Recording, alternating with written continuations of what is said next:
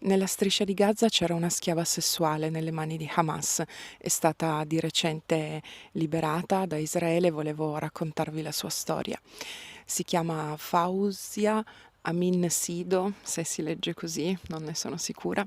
Purtroppo questa bambina era stata catturata 10 anni fa dai terroristi dello Stato Islamico, quando lo Stato Islamico prende anche la regione del Sinjar, dove questa ragazza viveva, perché è una ragazza yazida. Inizia il genocidio degli yazidi, iniziano i terroristi ad ammazzare tutti quanti, a giustiziare tutti quanti e catturano tantissime donne che verranno poi consegnate alla schiavitù sessuale, donne da stuprare, così come da Corano.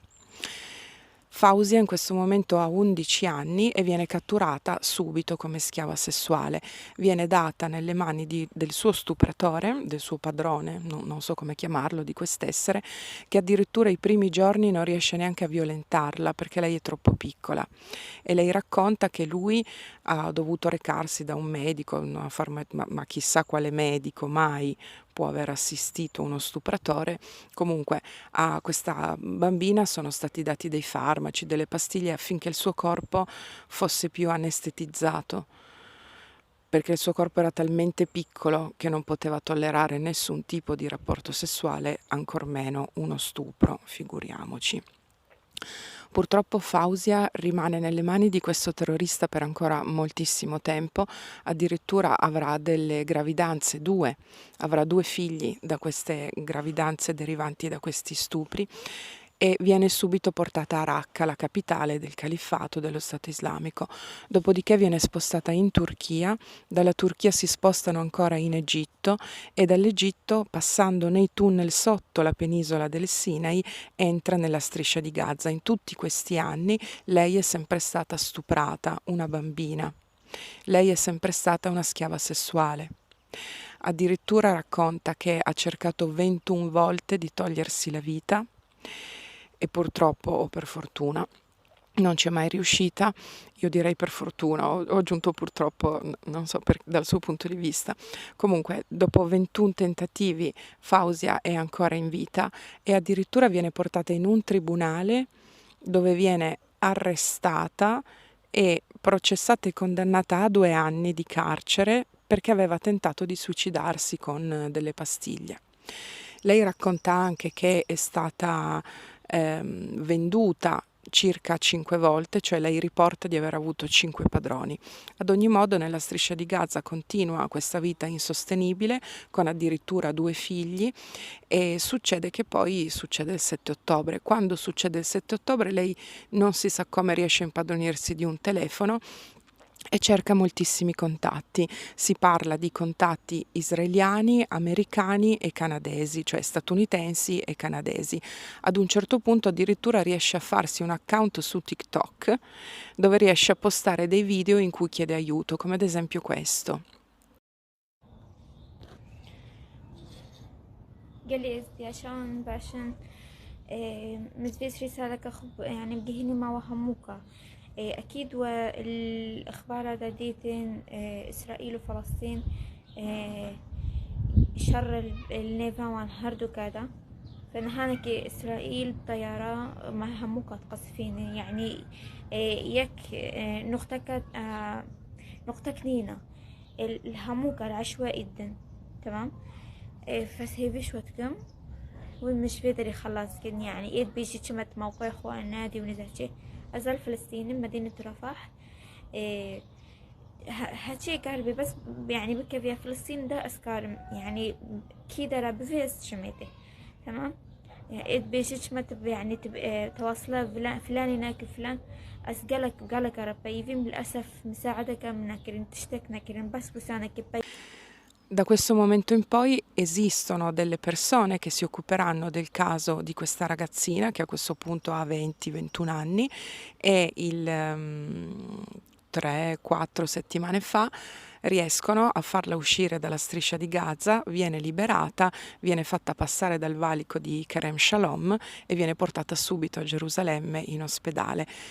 In ospedale riceverà tutte le cure, sia psicologiche che fisiche, tutto quello che di cui poteva aver bisogno, e addirittura di recente è stata portata proprio dalla sua famiglia in Iraq, da tutta la sua comunità yazida, che addirittura ha organizzato una cerimonia per il ritorno di Fawzia.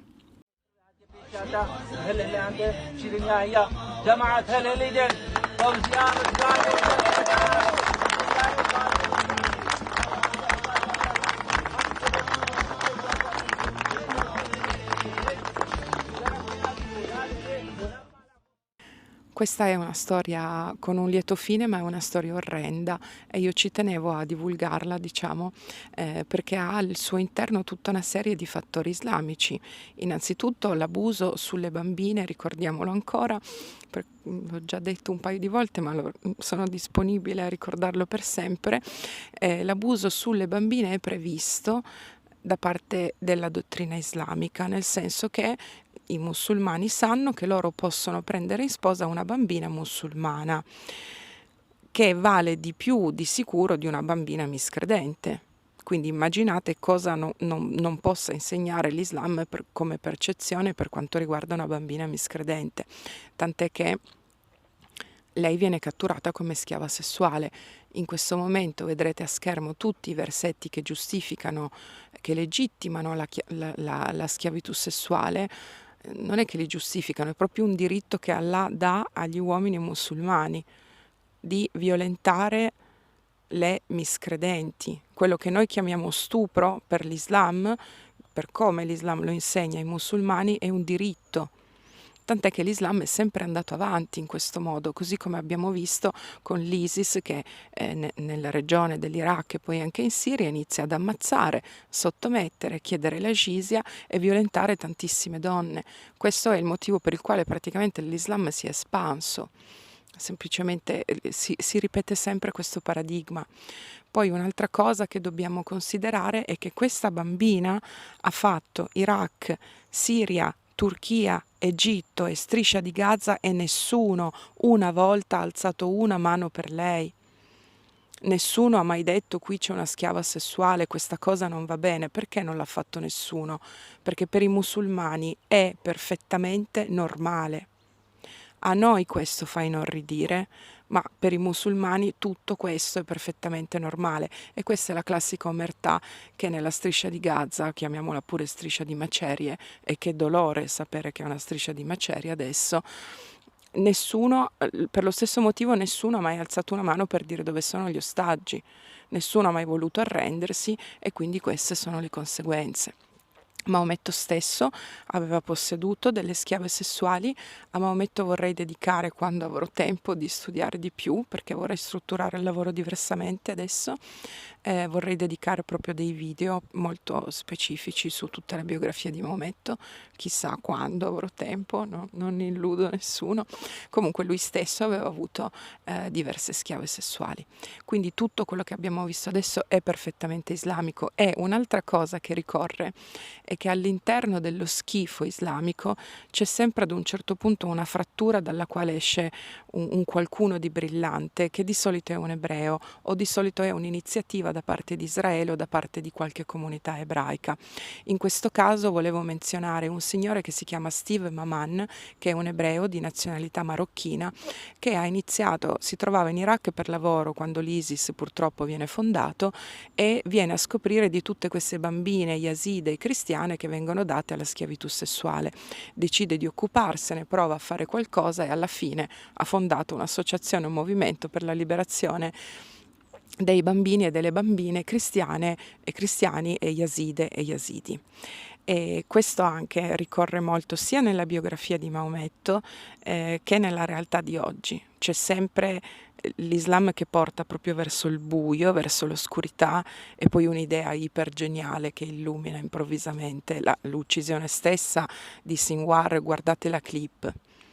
Io quella clip, io non posso vivere senza guardare quella clip più volte al giorno, perché Sinwar è accartocciato, è lì, è proprio l'immagine perfetta dell'Islam, con questo edificio distrutto, la polvere, lui accartocciato lì su una poltrona, lo sai già che hai perso e guarda cosa hai fatto perdere tutti gli altri.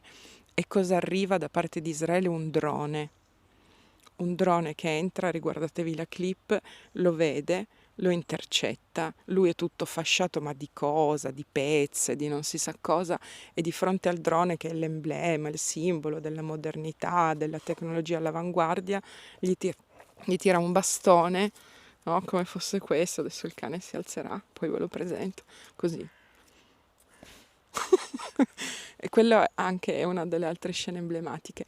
L'ultima cosa che volevo far notare di questa storia di Fausia è che internet le è stata... non sappiamo bene come sia andata tutta la storia nel dettaglio, perché per ovvi motivi ci saranno stati di mezzo anche agenti segreti, non lo so. Ad ogni modo è riuscita addirittura a farsi questo account su TikTok per chiedere aiuto, e questo è molto importante perché l'Islam non aveva previsto che un giorno non avrebbe potuto distruggere tutto quello che c'era su internet, che sono la Sunna, tutte le traduzioni del Corano, tutte le biografie di Maometto, tutte le testimonianze degli apostati, tutte le persone che fanno video, eccetera, eccetera.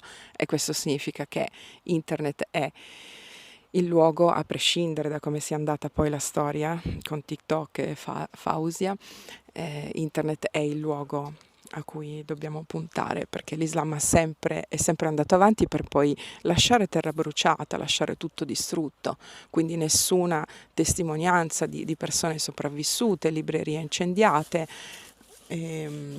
siti archeologici distrutti. Lui si chiama Joy, però io lo chiamo Gaetano. Vuoi dire qualcosa? E nulla, un po' improvvisato, credo che si sia capito dalla location, però mi faceva piacere raccontare la storia di questa ragazza perché era importante che si sapesse. Ho finito, ci vediamo presto, spero. Ciao, grazie.